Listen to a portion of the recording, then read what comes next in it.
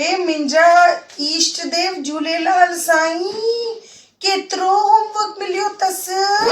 जयेश पुट जल्दी अच मुंहिंजा राजा।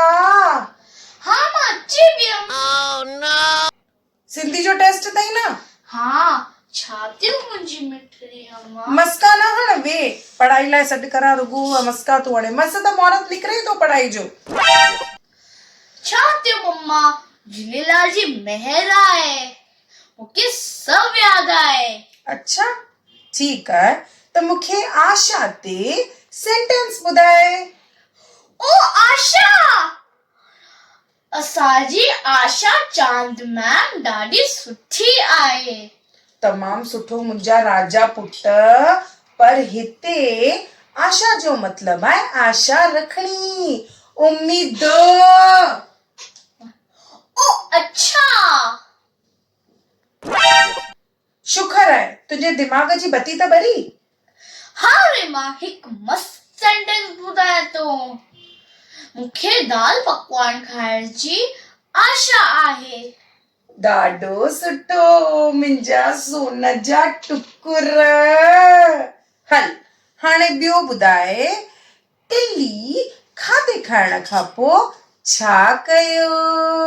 ओ टिल्ली, ओ चरियो। टिल्ली खाधे खाइण खां पोइ दूर पाती। अरे ईअं न चइबो आहे, धीरे ॻाल्हाए, पाड़े वारे जी माणस ॿुधंदी न त अची वेंदी झेड़ा करण। पर मम्मी टिल्ली जी मम्मा चवंदी आहे न कि दूर वञी पाए, दूर वञी पाए, दूर वञी पाए, दूर वञी पाए। मम्मी गान चवा, खाधे जो नालो ॿुधी करे मूंखे ॾाढी बुख लॻी आहे। पढ़ाई जे नाले सां तोखे सदाई बुख लॻंदी आहे मुंहिंजा पुटरा। दुखी थी वई आहे तुंहिंजी बुख सां, हाणे न चुपो ढाए रखई। छा खाईंदे ॿुधाए? सन्ना पकोड़ा तरे ना। सन्ना पकोड़ा? तू चई सन्ना पकोड़ा, सही आहे भई, ताम थी ठाहियां ताम।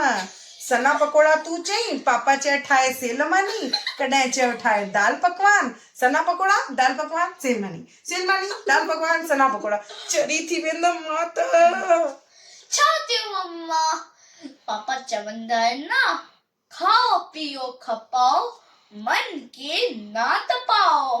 वाह वाह वाह मुंहिंजा पुट सही वेठो वञी, ॿई पीउ पुट मिली करे मूंखे चरियो करे छॾंदा।